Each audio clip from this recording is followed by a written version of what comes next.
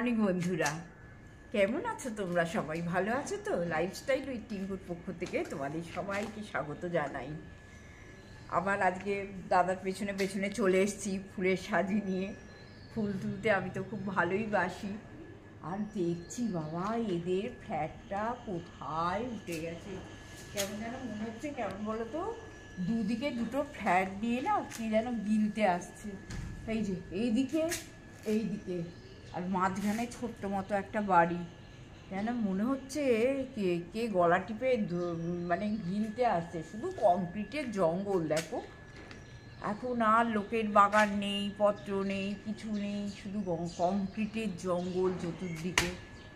মানে সাংঘাতিক অবস্থা।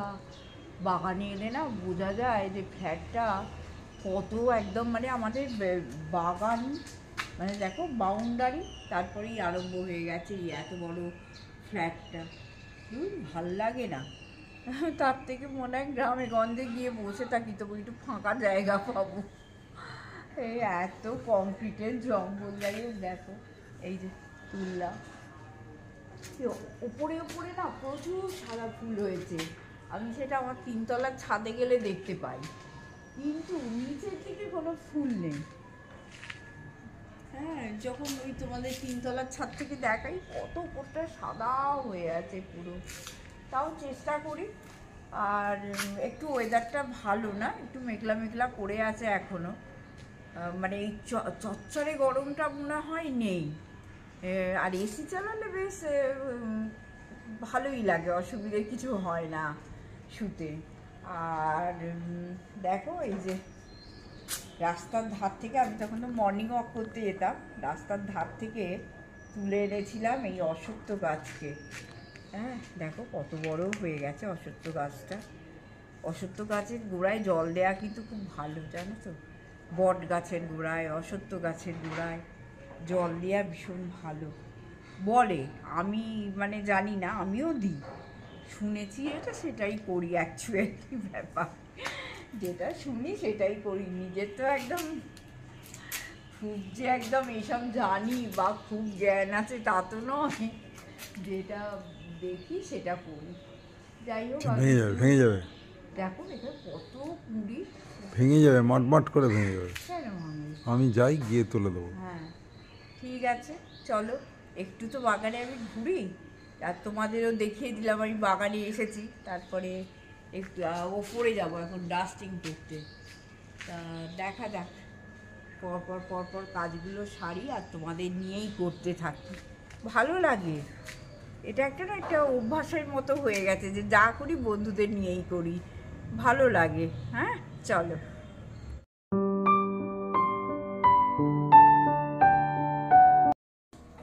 তৃষা আসার আগে রান্নাঘরে একটু টুকটাক কাজকর্মগুলো সেরে নিই, জানো তো বন্ধুরা। না হলে কি হয়, এই আমার তো এরকম ছোট্ট রান্নাঘর, এরপরে আবার যদি দুজনে মিলে গোতাগুতি করি, তাহলে আর মানে কে যে কাকে জায়গা ছাড়বে বুঝতে পারি না।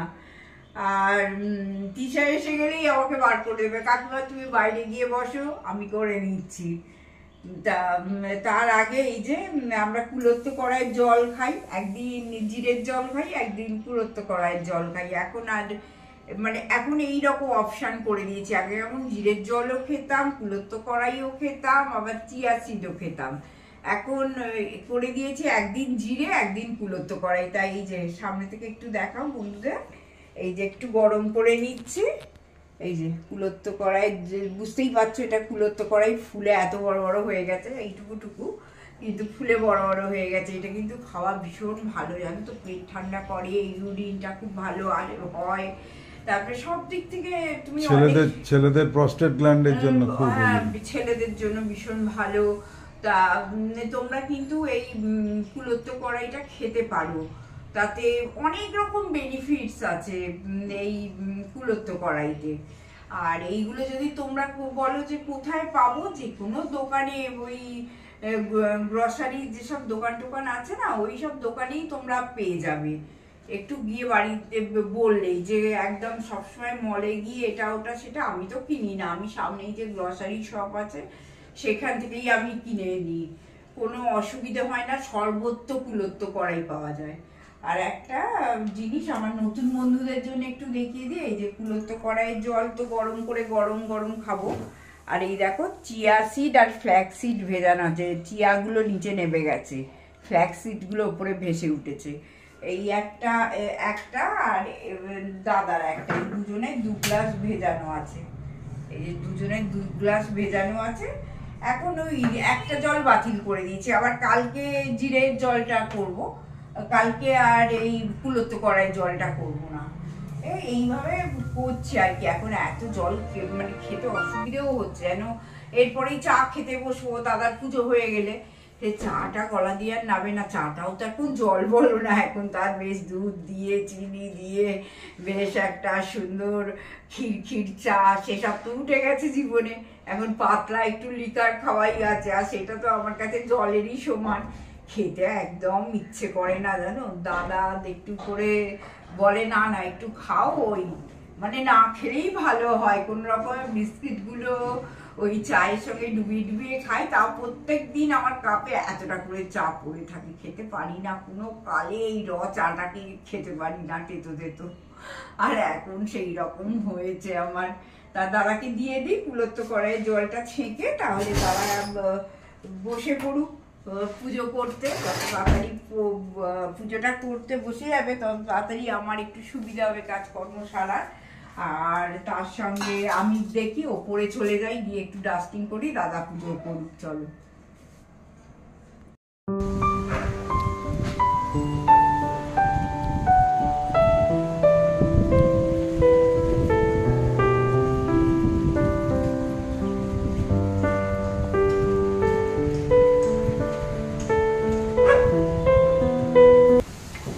বন্ধুরা বুঝতে পারছো কেমন ওয়েদারটা হয়ে গেছে? দারুণ লাগছে না? দারুণ লাগছে। দেখো সেই ছোটবেলার কথা মনে পড়ে যাচ্ছে। ছোটবেলায় স্কুলে যেতাম, একটা সিলভারের একটা সুটকেস নিয়ে, সব অ্যালুমিনিয়ামের সব সুটকেস থাকতো, আর এইরকম একটা ওয়েদারে তখন ভাবতাম কখন স্কুল থেকে ছুটি ডিক্লেয়ার করবে। আর যেমনি ছুটি ডিক্লেয়ার করবে আমরা সব মাথায় অ্যালুমিনিয়ামের সুটকেস চাপা দিয়ে বাড়ির পথে ছুটবো। আর যদি তার সঙ্গে একটু জল জমে যায়, ও সে তো মানে আনন্দই আনন্দ। বাড়িতে একটু মায়ের ঠ্যাঙানি খেতে হবে, কারণ মা বলবে একটু ওয়েট করে আসতে পারলি না, ভিজে ভিজে ছুটে ছুটে চলে এলি। এখনকার বাচ্চারা এগুলো ভাবতেই পারে না। আমরা যা এনজয় করেছি স্কুল লাইফটাকে, মানে সত্যি এইরকম বৃষ্টি, এইরকম কালো মেঘ করে এলে আগে রেনিডের কথা মনে এসে যায়। আর কি সোঁদা সোঁদা মাটির গন্ধ থাকছে। বন্ধুরা আমি প্রচন্ড আপ্লুত, আমি জানি তোমরাও আমার সঙ্গে সঙ্গে আপ্লুত, এটা আমি একদম শিওর। তা চলো তোমাদেরকে একটু দেখিয়ে দিলাম। এবার আমি তৃষা এসেছে, তৃষা কি রান্না করছে একটু দেখাই। এসো, দারুণ জোর বৃষ্টি এসছে, শুনতেই পাচ্ছ, চতুর্দিকে একদম ঝমঝম করে বৃষ্টি পড়ছে। তোমাদের কি সবার বাড়ির কাছে এরকম বৃষ্টি পড়ছে? যদি পড়ে অবশ্যই কিন্তু আমাকে একটু জানিও। হ্যাঁ, আমার খুব ভালো লাগবে যে এই বৃষ্টিটা আমি যেমন উপভোগ করছি তোমরাও সেরকম উপভোগ করছো, মানে করছো কিনা। আর এই যে তৃষা এসে তৃষার মোটামুটি রান্না কমপ্লিট হয়ে গেছে। আমার একটু সেদ্ধ টেদ্ধগুলো আজকেও করে দিয়েছে। আমার শরীরটা আজকে ঠিক সকাল থেকে ভালো লাগছিল না বলে করতে পারিনি। যাই হোক, ভাত হয়ে গেছে, এখানে সব সেদ্ধ, আমার ডিম সেদ্ধ, কাজ সেদ্ধ এইসব হয়েছে। আজকে ভেটকি মাছ কালকে তোমাদের দাদা এনেছিল, ভেটকি মাছের একটু কোরমা করে দেবে আজকে দাদাকে। আর এইখানে দেখো ওই একটা বাবা ভীষণ বড়, এই যে দুধ লাউ করি, এই যে আমি দুধ লাউ করি, এই দুধ লাউ করে দিয়েছে, ওকে শিখিয়ে দিয়েছে দুধ দিয়ে কী করে করতে হয়। তা দারুণ দারুণ আজকে। আর দুধ লাউটা তোমাদের দাদা খেতে কিন্তু দারুণ ভালোবাসে। যাই হোক, সবটাই তোমাদের সঙ্গে শেয়ার করলাম। আর এখন তোমরা অনেকেই জিজ্ঞেস করছো যে তৃষার শরীর কেমন আছে। তৃষার শরীর কিন্তু এখন ভালো আছে। তৃষার শরীর কেমন আছে? ভালো আছে, এখন ওর শরীর ভালোই আছে। তা ঠিক আছে, আবার একটু বাদে আসবো। সারাটা দিন যদি একটু ছোট ছোট করে নিতে পারি না, মনটা একটু ভালো লাগে। তাহলে রাত্রিবেলা প্রচন্ড চাপ হয়ে যায়, আর চাপ হয়ে গেলে বুঝতেই পারছো শরীরটা তো খুব একটা আমার ভালো নেই। ওই আর কি চেষ্টা করছি। আর আমি সেটাও চাই তোমরা আমাদের সঙ্গে থাকো, ভিডিওগুলো যেন স্কিপ করে দেখো না। বৌদির এইরকম একটা অবস্থায় তোমরা সঙ্গে থাকো। বুঝতেই পারছো একটা সেরিব্রাল পেশেন্ট, এই কালকেই খুব প্রেশার উঠে গেছিল আমার রাত্রির দিকে। বুঝতেই পারছো চেষ্টা চালিয়ে যাচ্ছি খুব করে। সঙ্গে থেকো বন্ধুরা। চলো।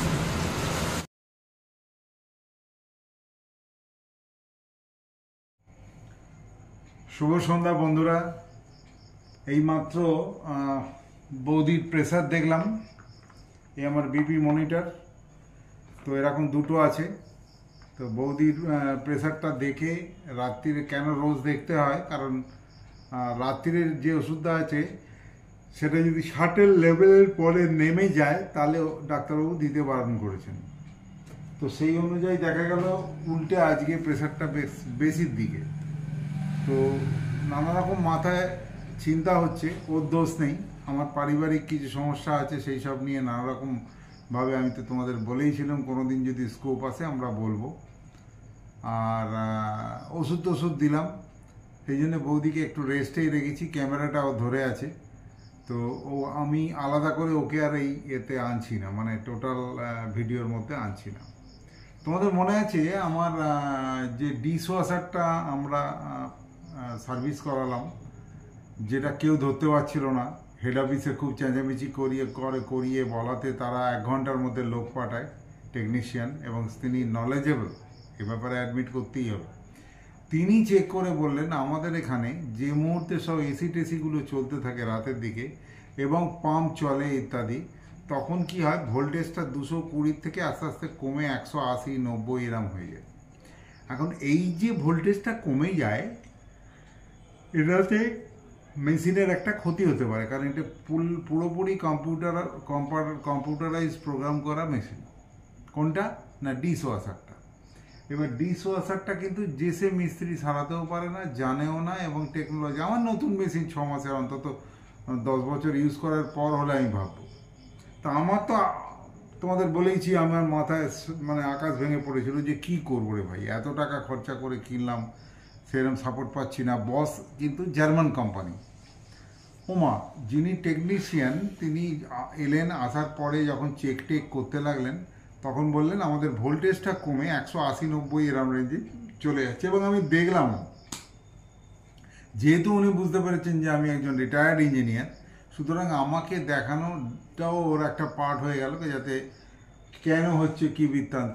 তাতে দেখলাম যে ওই ভোল্টেজটা কমের জন্য মেশিনে কিন্তু একটা চাপ পড়ছে, এবং শেষকালে E27 যে একটা এরার কোড দিচ্ছে, সেটার মানেটা কি ওদের বসের ম্যানুয়াল ঘেটে আমায় বলে দিলেন। E27 দেখবেন প্রথমেই বা মাঝখানে বা চলতে চলতে দেখাবে না, টোটাল বাসনটা ধুয়ে দেবে, কারণ এটা 65 ডিগ্রি টেম্পারেচারে বাসনগুলো সব ধোয়া হয় এবং গরম থাকে। যখন ধোয়া হয়ে গেল, মাজা হয়ে গেল, শুকনো হয়ে যায়, তো সেটা কিন্তু E27 দেখালে শেষকালে বাসনটা মেজে টেজে দিয়ে জল টলগুলো যখন বেরিয়ে যাবে তখন E27 দেখাবে, কিন্তু বাসনগুলো একটু ভিজে ভিজে ভাব থাকবে।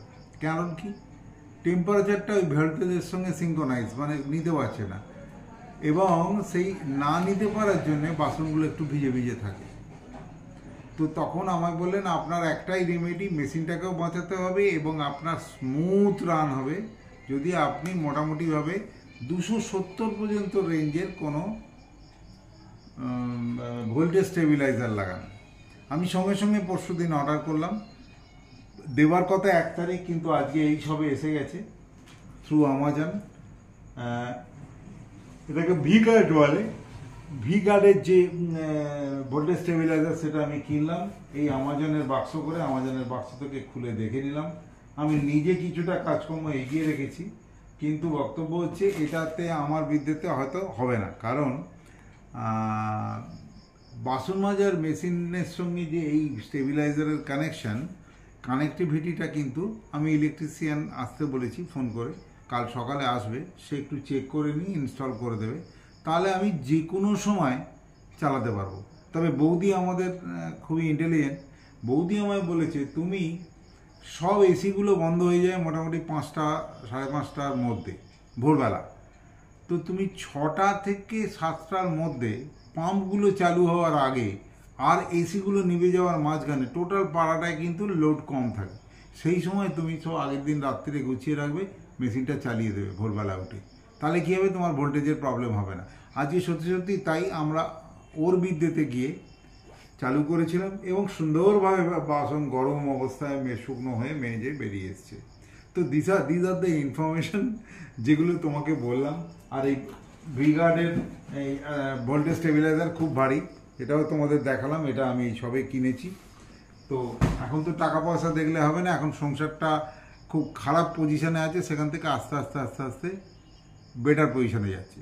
তারপর আরও একটা খবর হচ্ছে, বৌদির ফোনটা কিন্তু একটু গুবলেট পাকিয়েছে আবার।